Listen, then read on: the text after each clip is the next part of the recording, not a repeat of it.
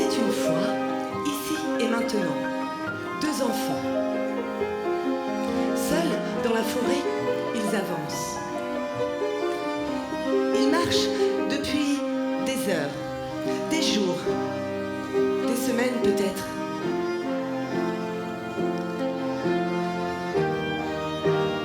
Les arbres, eux, sont là depuis toujours. Ils sont grands, très grands.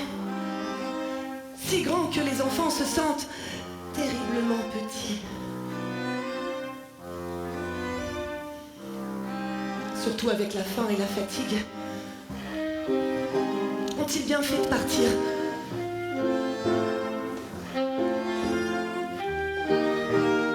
Le souffle du vent siffle dans les branches. Des bois craquent. Des griffes grattent. Et partout, alentour, dissimulés dans les fourrés, des yeux les observent.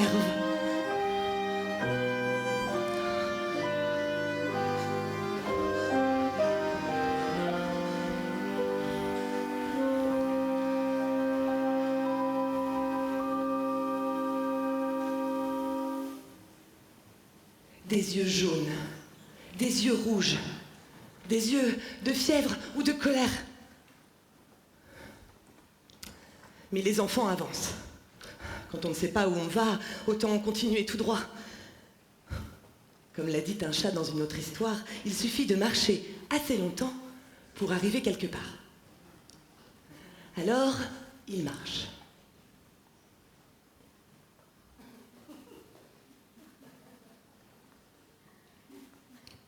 Mais là, quelque chose bouge.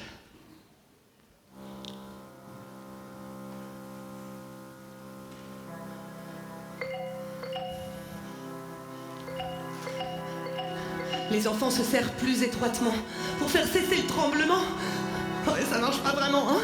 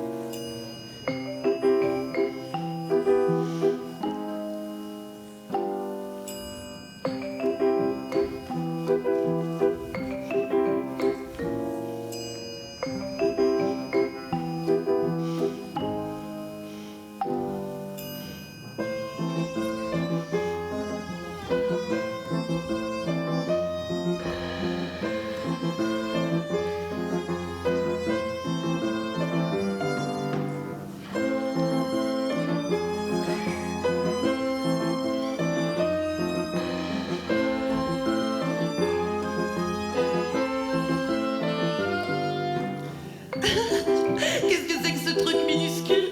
Un perroquet pygmée? Une poule miniature? Un pigeon de poupée?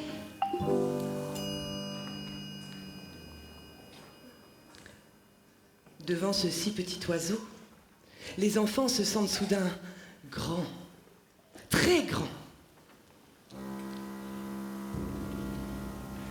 Peut-être même un peu méchants.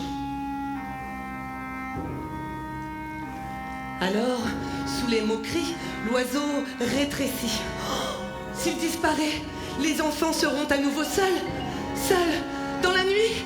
Oh, seuls et si petits.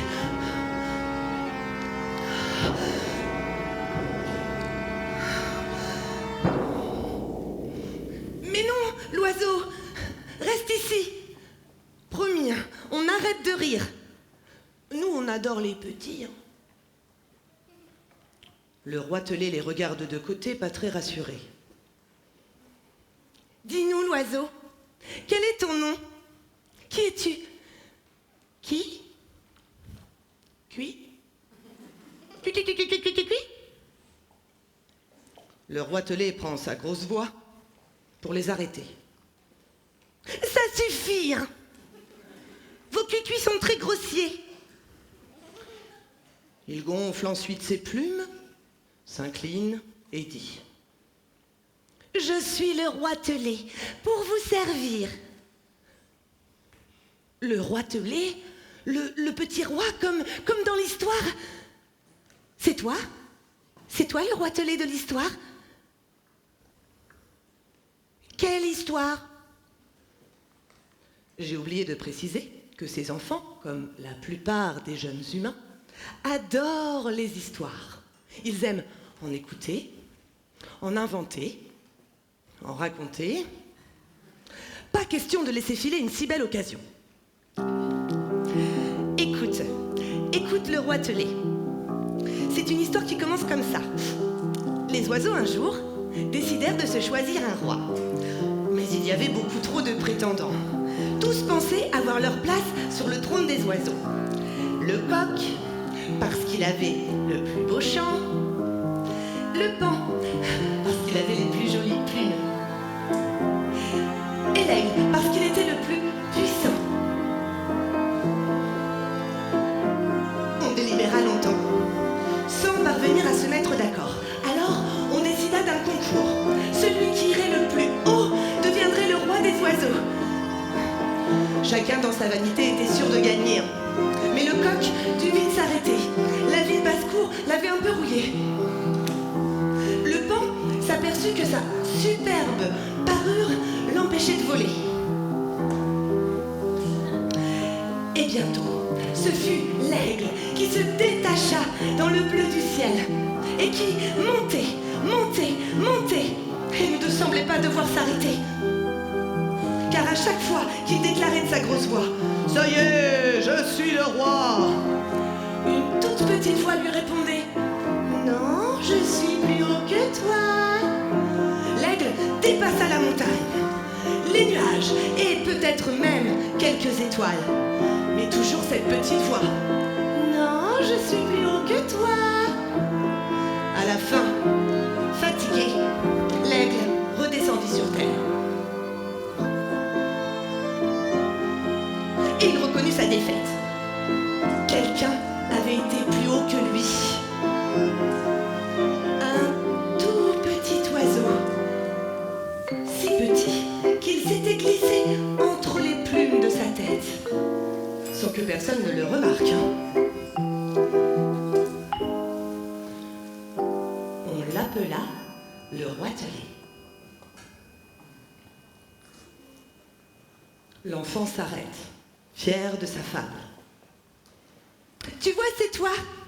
Toi ou ton frère, ou ton père, ou ton grand-père, ou ton arrière-grand-père.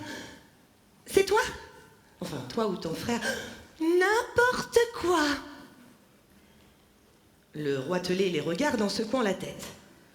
Des oiseaux qui veulent un roi. On aura tout entendu. Oh, cette manie de mettre vos problèmes d'humain à toutes les sauces. Un oiseau roi. Chez nous, peu importe la taille, le plumage, la voix ou l'âge, tous les oiseaux naissent libres et égaux. Vraiment libre? Libre vraiment? Les enfants en ont les yeux qui brillent. Oh, cher petit ami. On veut devenir des oiseaux, nous aussi. Impossible. Vous n'avez même pas d'ailes. Et ces drôles de becs. Franchement... Mais les enfants le supplient tant et tant que le roitelet réfléchit. Et qu'une idée arrive. Ou plutôt, un souvenir. Ici même, dans cette forêt, vit un drôle d'oiseau. Ou un drôle d'humain. On ne sait plus très bien. Cet homme il s'est transformé. Peut-être qu'il saura leur expliquer comment il a fait. Le roitelet part le chercher.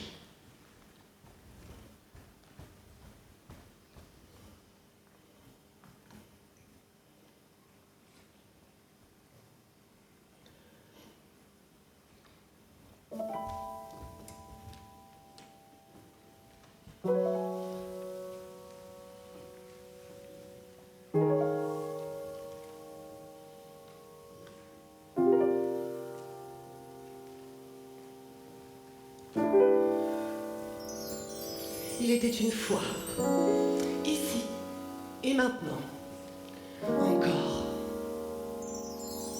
Vous avez remarqué, le présent ne bouge pas. Il se contente d'être là. Et nos deux enfants, dans la forêt, encore et toujours attendent.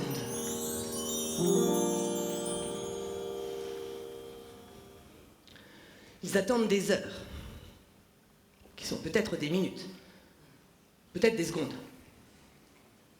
Cela semble toujours si long, l'attente.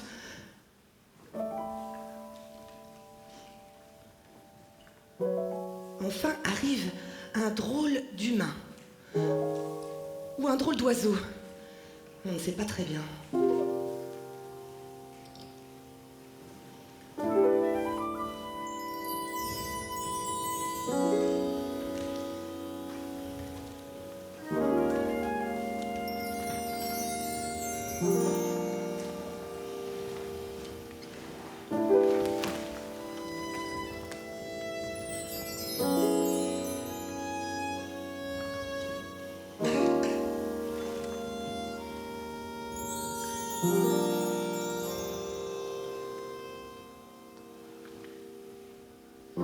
Il est courbé comme un rocher, ridé comme un vieux tronc, mouvant comme un ruisseau.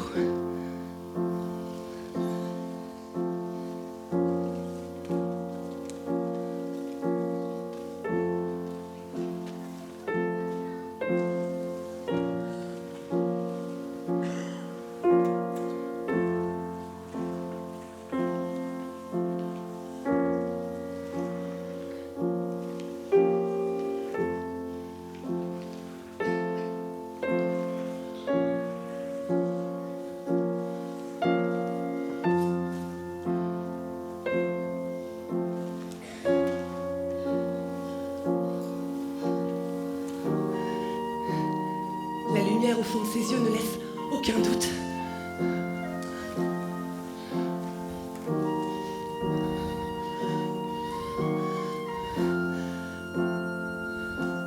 C'est un oiseau.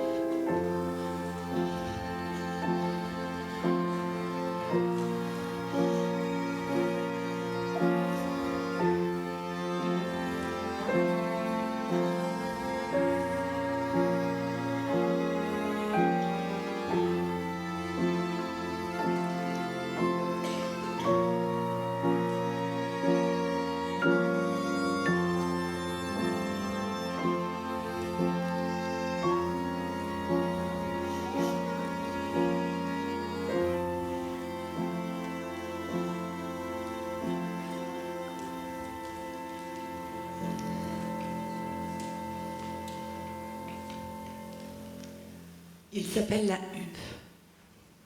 Et il vit là depuis longtemps. Si longtemps qu'il en a oublié le langage des humains. Que faites-vous ici, les enfants?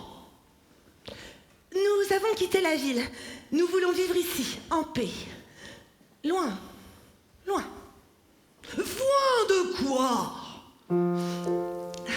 Des adultes et de leurs ordres, du théorème de Pythagore, des exercices à faire, du gratin de choux de Bruxelles, des vieilles tatis qui piquent, des baskets qui s'usent trop vite.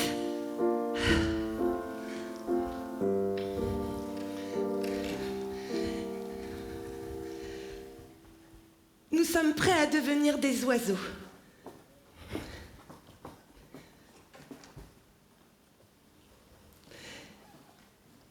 Apprends-nous, s'il te plaît.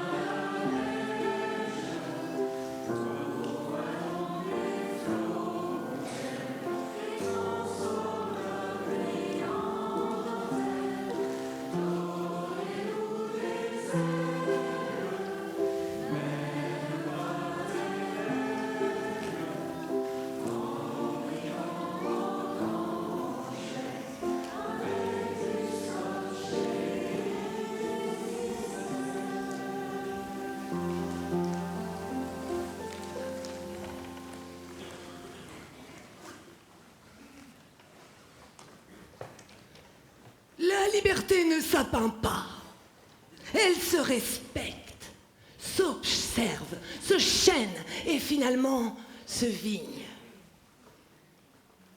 Regardez les oiseaux. Alors, la huppe les appelle.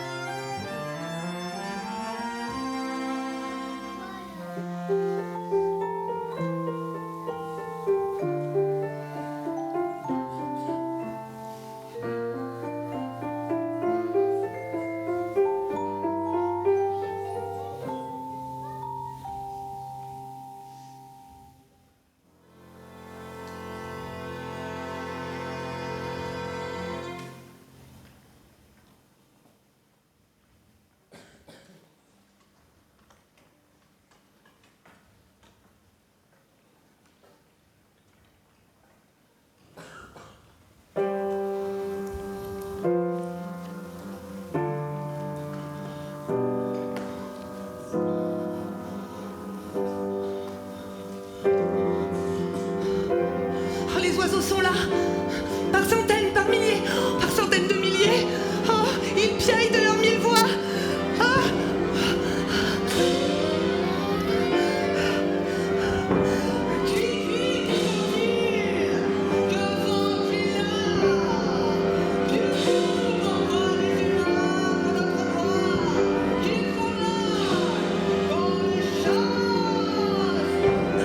Les enfants tentent de se défendre. Nous venons en amis. Nous voulons juste vivre avec vous, apprendre à être libres. Ensemble, nous pourrons construire une ville.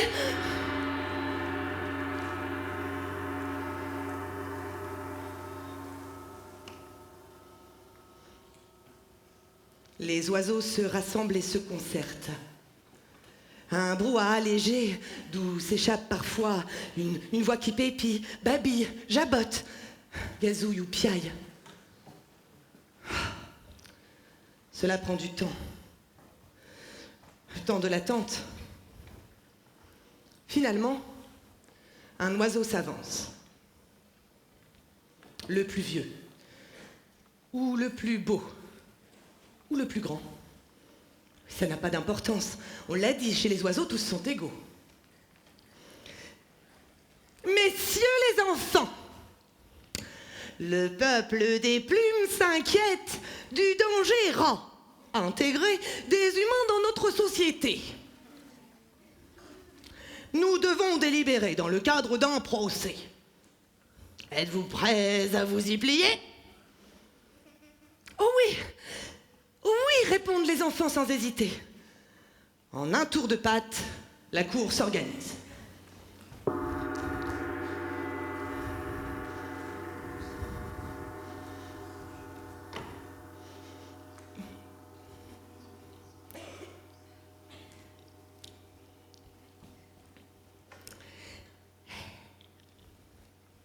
Comme toujours, c'est l'accusation qui commence.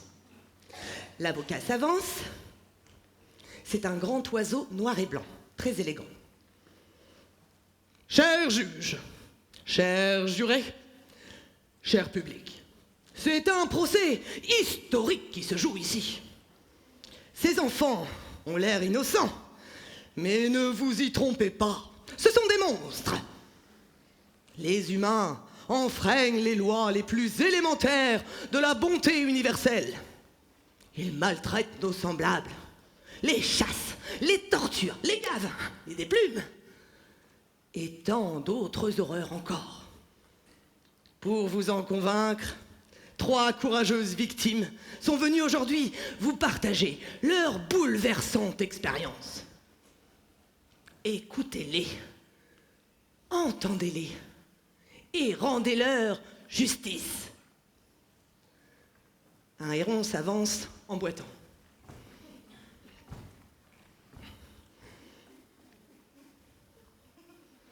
Mon Dieu, que dire?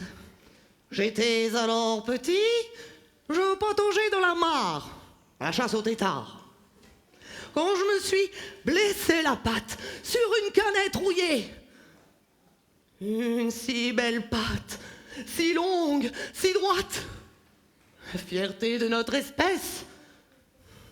Les humains sont des pollueurs, nous n'en voulons pas chez nous. Une colombe s'approche, l'aile penchée. Mon Dieu, que dire? J'ai vu mourir ma famille, prise dans la glu, un terrible piège que les humains barbares perpétuent au nom de la tradition. Mon frère criait, mes parents ont voulu l'aider et se sont fait prendre à leur tour.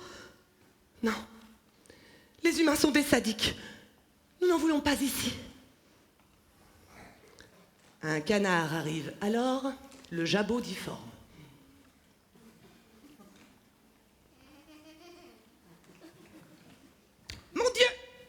Mon Dieu, que dire? Dans cet élevage, nous étions des milliers. Chaque jour, on nous torturait, on nous gavait. Un tuyau dans la gorge, jusqu'à ce que notre foie tombe malade. Et pourquoi, quoi? Parce que c'est bon le foie gras. Les humains sont des barbares. Chassons-les de là. Dans la salle, le public trépigne. L'émotion est à son comble. Et les enfants sur leur banc n'emmènent pas large. La parole est à présent à la défense. L'avocate qui s'avance a un peu moins de prestance, mais ses yeux brillent d'intelligence.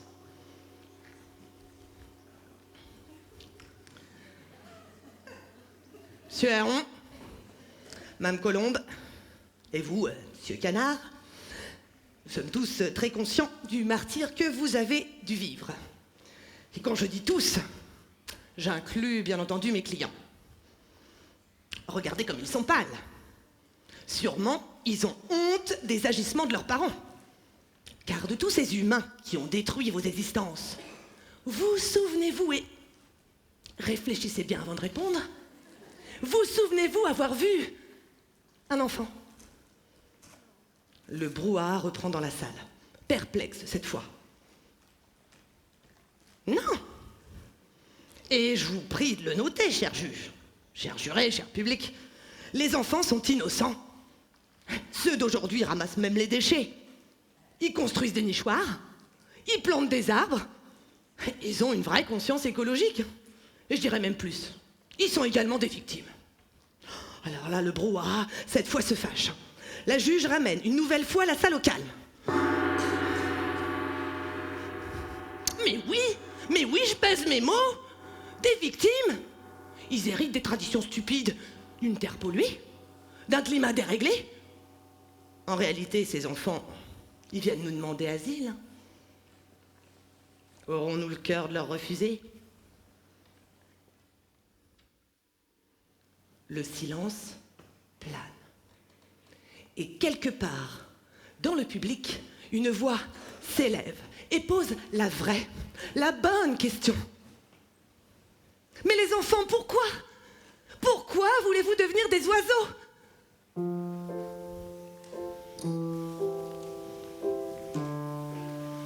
Depuis toute petite, j'ai envie de voler. Bah oui, comme tout le monde. Au début, j'avais essayé de voler en sautant et en battant mes bras. En fait, je serais un faucon et je voudrais faire le tour du monde pour voyager, pour voir d'autres pays. J'irais voler des bonbons. On s'amuserait tout le temps. J'étais un oiseau, je jouerais avec Kylian Mbappé. Je jouerais avec mes ailes au goal. Je mangerais des jardinières de légumes, hamburgers, potatoes, hot dog. C'est mieux de voler pour voir de haut. C'est plus joli de payer l'avion. Ah ouais? Ah oui, oui. Ça, c'est l'avion, c'est pas gratuit non plus. Et le train non plus. Ça dépend. Non, au-dessus des montagnes, faire mon nid. Il ressemblera à un espèce de lit douillet avec de la paille, des oisillons et tout. J'aime bien les aigles et encore plus quand ils sont royales parce qu'ils sont plus grands. Et t'aurais une couronne? Ouais. Je serais le roi des aigles. J'irai me baigner parce que c'est ma passion ou j'irai sur le toit d'un avion. Quoi faire? C'est pas pour faire coucou aux passagers. Si j'étais un autre jour, je picorerais les humains pour me venger de ce qu'ils nous ont fait. Je pense qu'avec la pollution, on mourrait facilement. Avec les oiseaux, c'est assez sensible à tout presque. Je verrais des arbres, des fils électriques, et je les couperais, parce que c'est pas bien. Je mangerais mon frère en commençant par ses yeux. 50 œufs. 50. J'irais tout en haut dans l'espace. Je vivrais sur les Champs-Élysées. Dans ma maison, ça sera un hôtel avec plein d'oiseaux. Il aurait un resto en bas. Il aurait des livres. Que pour les oiseaux.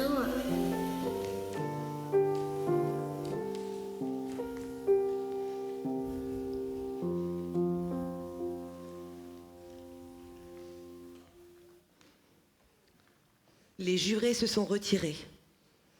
Et cette attente leur semble bien longue.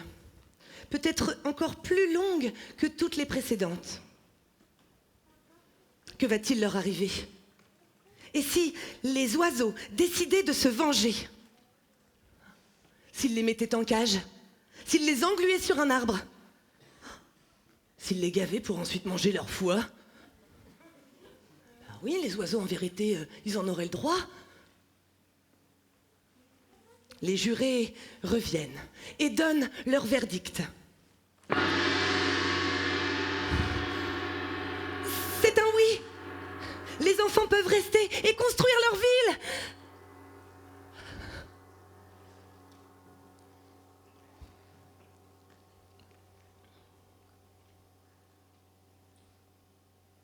Entre le ciel et la terre, la nouvelle cité s'élève. La pancarte à l'entrée annonce fièrement « Coucouville les nuées, espace de vie et de liberté ». Vous êtes priés de laisser la priorité à ceux qui sont en train de rêver. Chacun, ici, construit sa cabane. Un petit trou, un morceau de drap, pour se tailler dans le monde son bout d'espace, un nid à soi, un endroit où rire, un endroit où lire, un endroit où vivre. Sur la place principale, la piste d'envol. Chaque enfant se voit remettre une paire d'ailes avec le mode d'emploi qui va avec.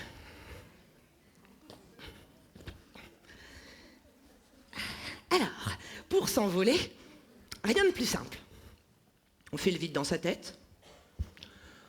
On pense à une chose belle. Comme par exemple un arc-en-ciel ou des vers de terre. Troisième étape, battre des ailes. Oh. Oups là. Oh. Des vers de terre. Berk. Ah, ça marche pas. Ça ne marche pas. Oh là là là là là là, c'est pas possible. On voit bien que ce sont des conseils d'oiseaux. Bien sûr, pas de merveilleux ici. La magie, c'est trop facile. Nous sommes entre gens sérieux. L'homme doit utiliser son pouvoir à lui. La technique.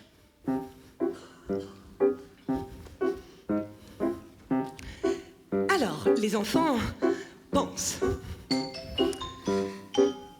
dessinent, calculent, se trompent, recommencent. Si, rabote, vis, fixe, voilà. Se trompe, rate, recommence. Non, ça marche pas tellement, hein.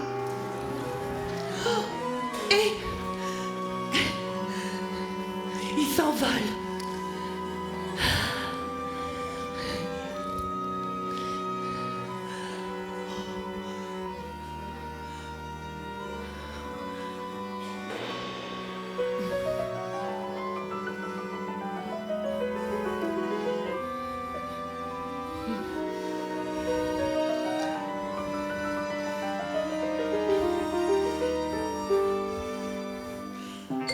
Seulement, elle est un peu décevante. Elle ne va pas très haut ni très vite. Beaucoup moins vite et beaucoup moins haut que la plupart des oiseaux. Alors, les enfants de nouveau pensent. Si, rabote, selle, bouche, rate, recommence. À droite, à gauche. Oh, plus vite. Oh, plus ci, plus ça. Oh là là, en haut, en bas, plus vite. Oh, plus vite, plus vite, plus vite. Oh, oh, plus ci, plus ça. Hop, hop, hop.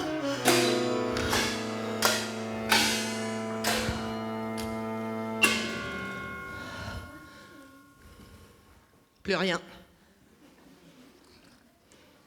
Alors, la huppe revient. L'homme est cabossé comme un rocher, hérissé comme un vieux tronc, tonnant comme un torrent. Et la lumière au fond de ses yeux ne laisse aucun doute.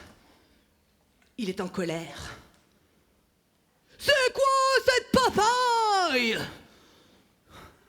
Les enfants tentent d'expliquer, de se justifier, mais devant l'ampleur du carnage, devant le feu qui menace, devant ce gâchis de cabane, ils ne sont plus si sûrs d'être à leur place. La machine n'est-elle pas un danger au pays des oiseaux ? Mais un humain qu'on empêcherait d'inventer, est-ce que ce serait pas un peu comme lui couper les ailes ? Non, vous n'êtes pas un des oiseaux. Est-ce si agave ? Tâchez de ne pas être de ces individus, de la pire cypresse, de ceux qui chaînent et jamais ne cèdent. Vous devez partir, retourner aux ormes.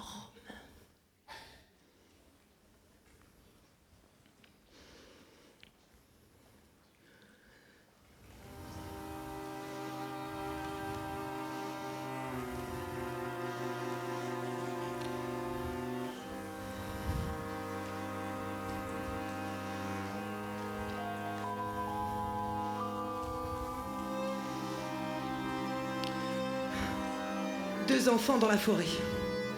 Ils marchent depuis des heures, des jours, des mois peut-être.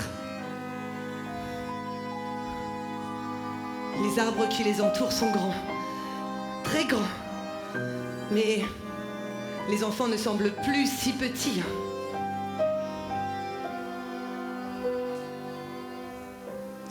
Ils réfléchissent.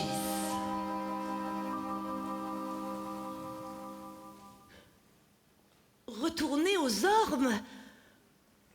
Oui, sans doute, la huppe n'avait pas tort. Le vieil ermite était un peu triste de les voir partir. Il leur a remis un baluchon avec quelques noisettes et des vers de terre. Et puis surtout, un secret. Le secret pour voler comme un humain. Le secret pour voler avec ses mains. Le mode d'emploi des oiseaux était un peu imprécis. Pour prendre son envol, il faut bien faire le vide dans sa tête. Il faut bien s'imaginer des choses très belles, mais il suffit de prendre une plume. Une plume, juste une. Cette plume, trempez-la dans l'encre. Posez-la sur une feuille de papier. Et tracez un poème. Un poème d'images, de mots, de notes, peu importe. Il suffit que ce poème porte un peu de ciel pour que d'autres viennent y déployer leurs ailes.